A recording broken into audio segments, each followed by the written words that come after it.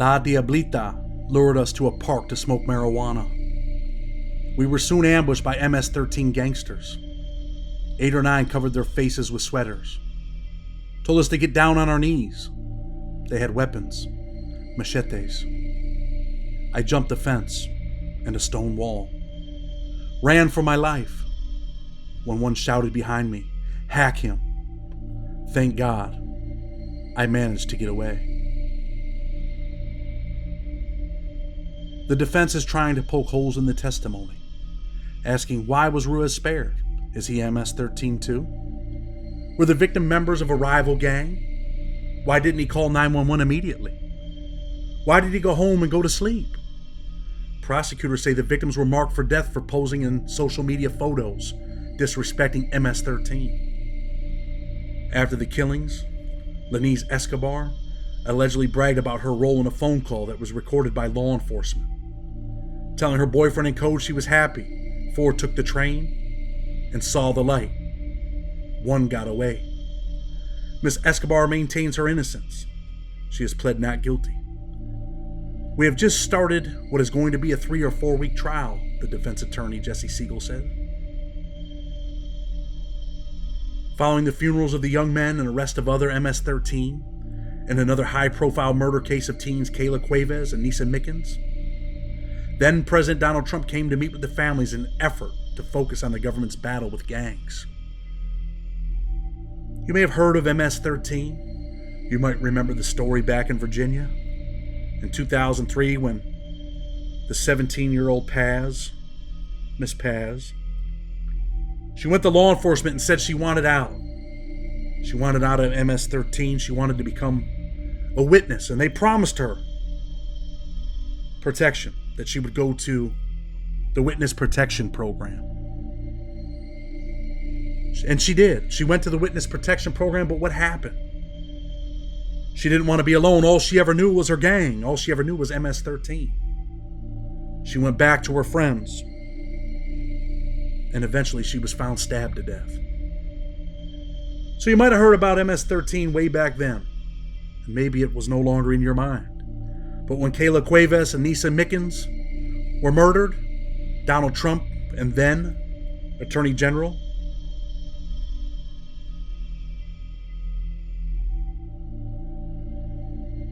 Jeff Sessions, they brought MS-13 to the light.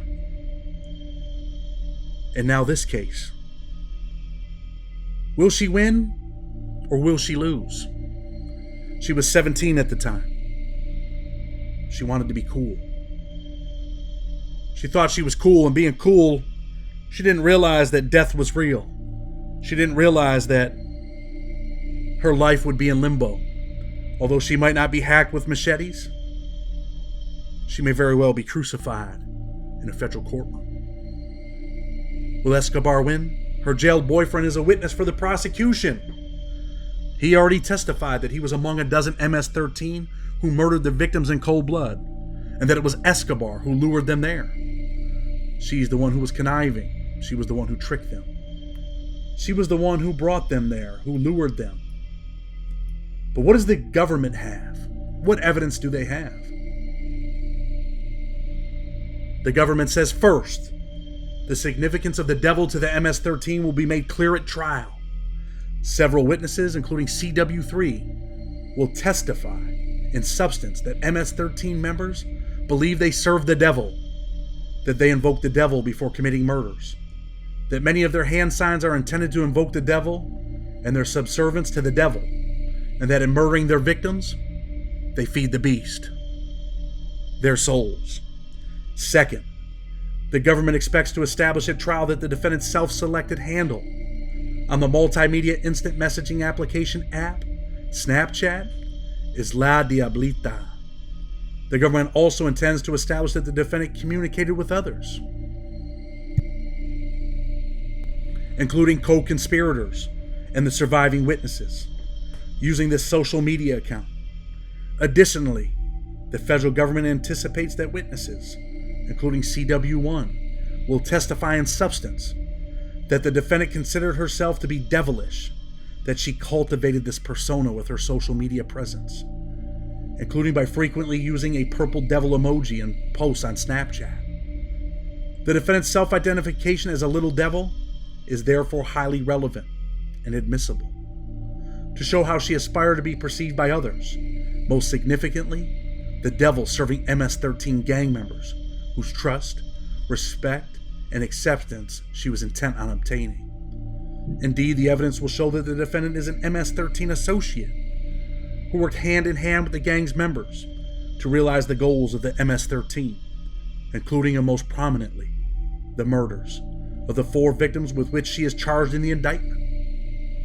The government also anticipates that the evidence, which includes the testimony of CW3, will show that the defendant embraced a reputation as an insider of the gang, as evidenced by her presence, daring, and active participation in gang-related group discussions attended by established MS-13 members, including her then-boyfriend, who was a member of the Brentwood Locas Salvatruchas clique.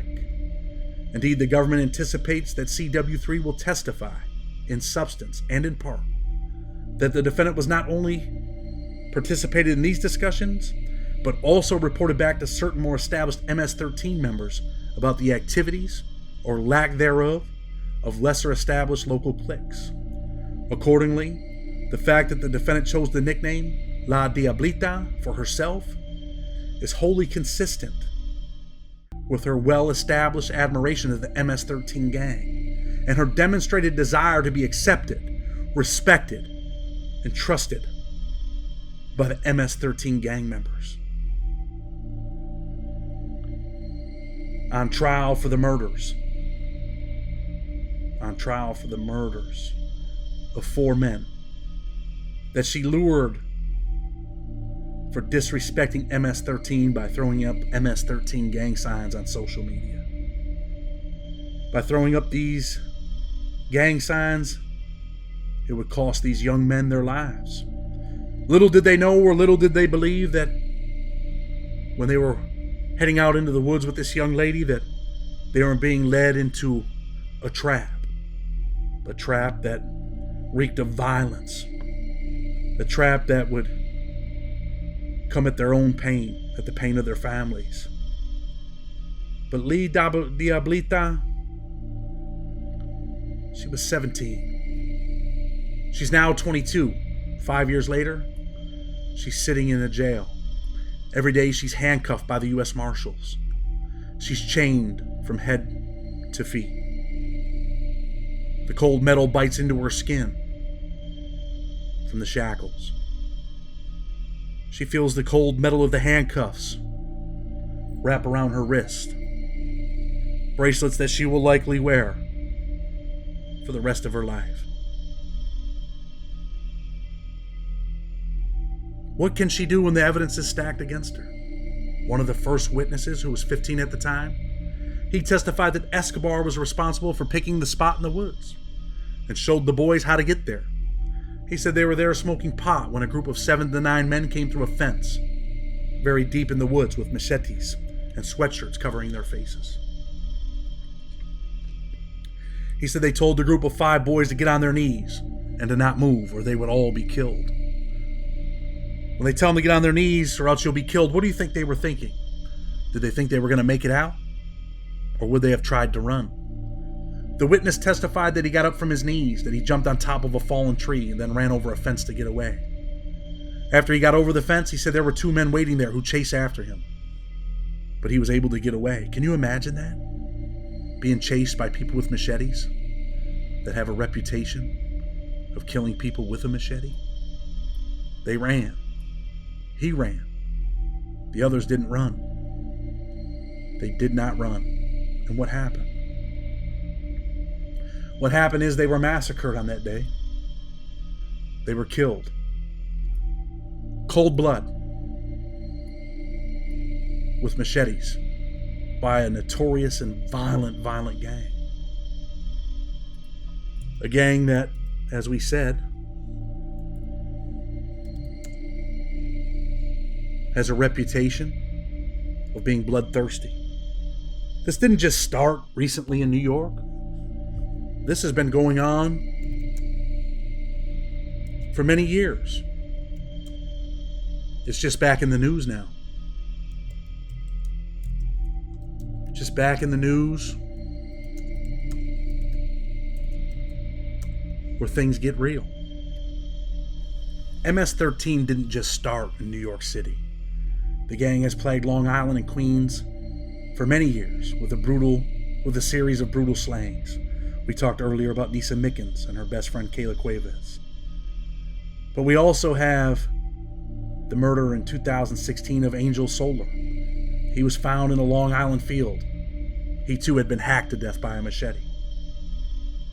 Law enforcement attribute that murder to MS-13. A 23-year-old man was also found dead in a Queens bird sanctuary after MS-13 members lured him there, prosecutors said, and they killed him there.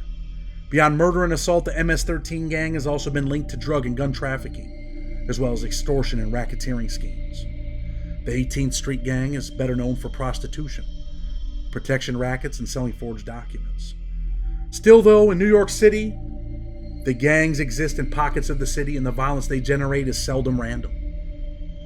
Often it involves turf wars and other immigrants, other gangs, the Bloods, the Crips, the Latin Kings.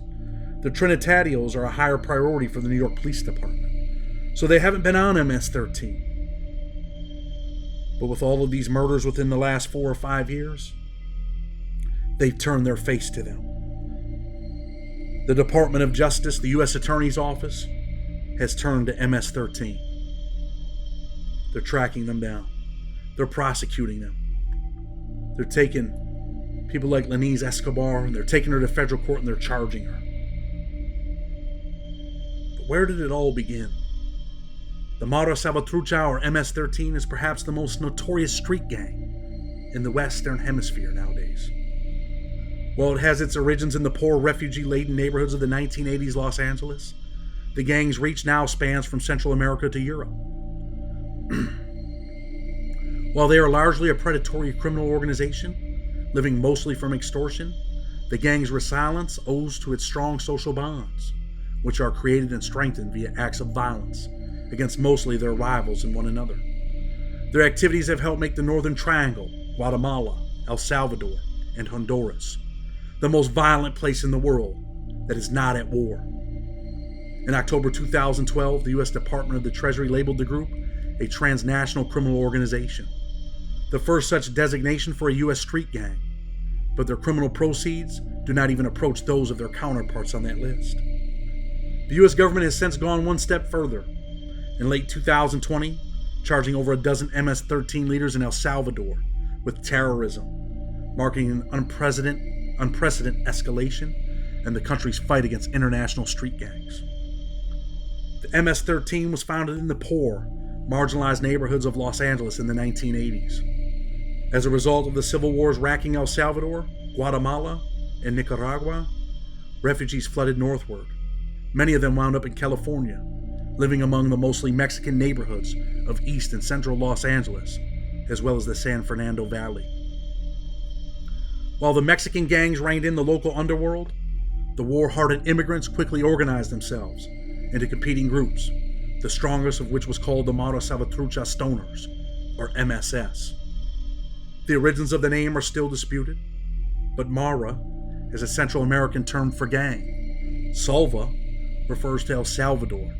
Trucha is a slang term for clever or sharp. Salvatruchas was also the name given to the locals who fought against William Walker.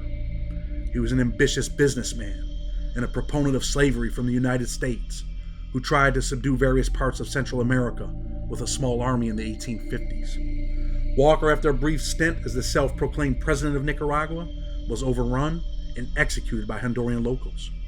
For their part, the Stoners were composed of refugees from El Salvador and the Pico Union neighborhood, who spent most of their time listening to heavy metal music, drinking, and smoking. With time, the gang evolved, shedding their original Stoner name and image. The MSS became the MS. The gang's rivals took note. Conflict between the MS and the 18th Street, or Barrio 18, was particularly fierce in and around Los Angeles. The fighting put the gang on the radar of officials, who began to jail them in large numbers in the late 1980s and early 1990s. Inside prison, the MS was forced to bow to another master, The Mexican Mafia, or the LEME for short, whose power extended from the jails to the streets. The Mafia's umbrella, known as the Serranos, included many prominent gangs and stretched into much of the southwest of the United States and Mexico. The MS-13 subservients afforded the gang more protection in the streets and in prison. In return, the MS provided hitmen and paid the Mafia regular quotas from their criminal proceeds.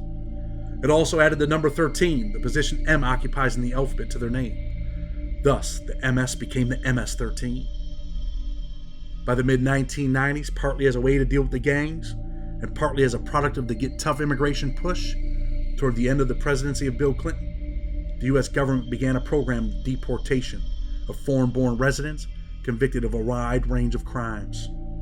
This enhanced deportation policy vastly increased the number of gang members being sent home to their motherlands, Guatemala, Honduras, El Salvador, and elsewhere.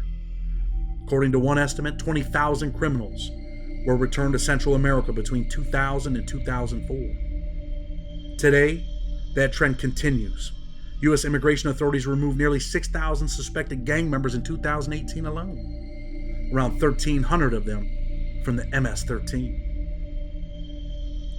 Central American governments, some of the poorest and most ineffective in the Western Hemisphere, were not capable of dealing with the criminal influx, nor were they properly forewarned by the United States that all of these criminals would be sent back to their country, violent, ready for blood, worshiping the devil. The convicts, who often had the only scarce connection to their countries of birth, had little chance of integrating into legitimate society, and they often turned to a gang life. In this way, the decision to use immigration policy as an anti-gang tool helped spawn the virulent growth of the gang in the motherlands. The MS-13's principal activities vary a great deal from one region to another. In Central America, where the gang's reach and size relative to overall proportions is largest, the MS-13 operations are more diverse. This includes extortion and controlling the neighborhood petty drug market. But make no mistakes, not all have been deported. Not all will. Not all are born in El Salvador, Nicaragua, or Guatemala. Just be ready, because MS-13 lives in your neighborhood. And they're ready for violence, ready for anger, ready to throw their whole lives away, fuck their lives off, even though they don't even know it. Leniz, the little devil, you decide, has she thrown her whole life away? What will the judge sentence her to? Will she be convicted? My prediction is she will be convicted, and she will end up with a sentence anywhere from 35 years to life, maybe 55. I know some of the co-defendants were sentenced to 50 and 55 years. Again, make no mistake, MS-13 is here to stay.